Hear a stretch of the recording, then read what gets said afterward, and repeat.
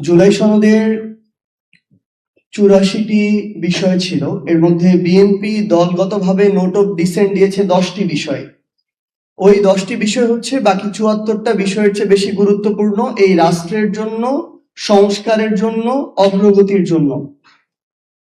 অন্তর্বর্তীকালীন সরকারের ১৩৩টা অধ্যাদেশ, এর মধ্যে ইতিমধ্যেই 20টা বাতিল হয়ে গিয়েছে। এগুলো আর নতুন করে আইন করার কোনো সুযোগ নেই। বিএনপি যদি করে তাদের মতো করে করবে।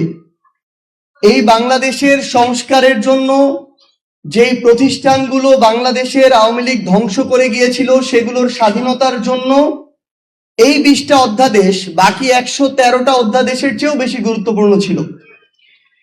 তার মানে শুধুমাত্র একটা অভ্যুত্থানের প্রেক্ষাপটের পূর্বে এবং পরে বিএনপি, জনাব তারেক রহমান কিংবা তাদের নির্যাতিত নেতাকর্মীরা বাংলাদেশের যে সংস্কারগুলো চাইতো, যেই প্রতিষ্ঠানগুলো দ্বারা তারা জুলুমের শিকার হয়েছিল, যেই প্রতিষ্ঠানগুলোকে তারা স্বাধীন সার্বভৌমভাবে চলার আকাঙ্ক্ষা পোষণ করেছিল, তারা ক্ষমতায় আসতে না আসতে ওই প্রতিষ্ঠানগুলোকে আবার তাদের মতো করে চালাতে চায়, ওই প্রতিষ্ঠানে আবার সরকারি দলের ছড়ি ঘুরাতে চায়।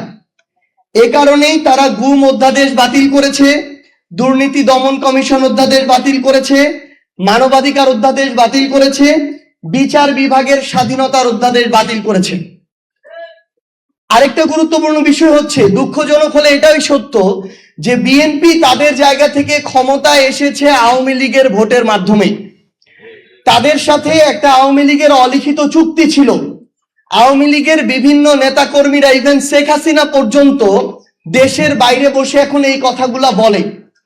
তো এর মধ্য দিয়ে এখন সবচেয়ে বড় যে সমস্যাটা হয়েছে আমার জুলাইয়ের যোদ্ধাদের, শহীদ পরিবারদের, যে অভ্যুত্থানের পরে এই নতুন সরকারটা যখন গঠন করলো, তারপর থেকে আমরা দেখতে পেলাম সেই অলিখিত চুক্তির কারণে যারা ওই জুলাই যোদ্ধাদের উপরে অভ্যুত্থানের সময় আক্রমণ করেছিল, যারা আমাদের শহীদ ভাইদের হত্যার জন্য দায়ী, তাদের অনেক দাগী আসামিরা এখন জামিন পেয়ে যাচ্ছে। আমাদের আহত যোদ্ধাদের উপরে ঢাকা শহর থেকে শুরু করে বিভিন্ন জায়গায় যারা হুমকি দিয়েছিল, আক্রমণ করেছিল, লাঠি দিয়ে পিটিয়েছিল, তারা এখন আবার ওই একই জায়গায় বুক ফুলিয়ে বেড়াচ্ছে এবং আমার আহত যোদ্ধা আর শহীদ পরিবারদেরকে বলছে যে তোদের সময় শেষ হয়ে এসেছে, আমরা ফিরে এসেছি, দেখব তোরা কি করতে পারিস। এইরকম হুমকির মধ্য দিয়ে আমার শহীদ পরিবাররা যাচ্ছে, আমার জুলাই যোদ্ধারা যাচ্ছে।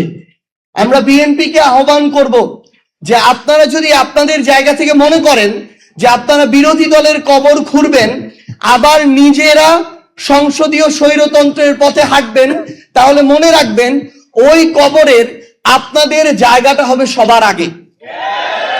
এবং শহীদ পরিবার এবং আহত যোদ্ধাদের সর্বশেষ একটা কথাই বলবো যে আপনারা দয়া করে কোনো কিছুর বিনিময়ে, কোনো কিছুর বিভিন্ন ধরনের তারা তাদের জায়গা থেকে আমরা দেখাচ্ছি, আপনাদেরকে আশা দেখাচ্ছে, লোভ দেখাচ্ছে, দয়া করে এগুলোর বিনিময়ে বিভাজিত হয়ে সামগ্রিকভাবে আপনাদের যে আকাঙ্ক্ষাটা, এটাকে ক্ষতিগ্রস্ত করবেন না।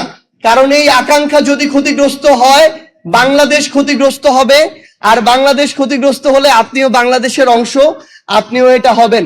আমরা আপনাদেরকে কোনো দলের ব্যানারে দেখতে চাই না। আমরা চাই সকল শহীদ পরিবার এবং আহত যোদ্ধারা একসাথে যে আকাঙ্ক্ষা নিয়ে আপনাদের পরিবারের মানুষগুলো জীবন দিয়েছে, আপনারা ওই আকাঙ্ক্ষার পক্ষে থাকুন। যদি আমরা এর পক্ষে কথা বলি তাহলে আমাদের পক্ষে কথা বলতে পারেন, যদি আমরা বিপক্ষে কথা বলি তাহলে প্রয়োজনে আমাদের বিপক্ষে কথা বলবেন।